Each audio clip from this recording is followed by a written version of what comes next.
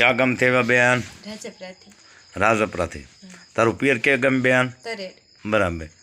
તો તમને શું તકલીફ હતી બેન? ઘરના તેડતા નહોતા એ.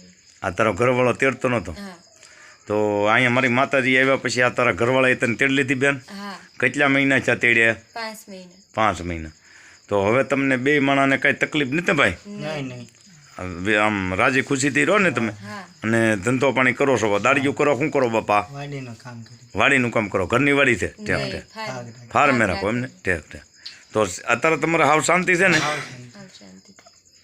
અને તું એમ કહેતી બેન મારા ભાઈઓને આવતા મારી ઘરે, તારા ભાઈઓ આવવા મળ્યા? હા.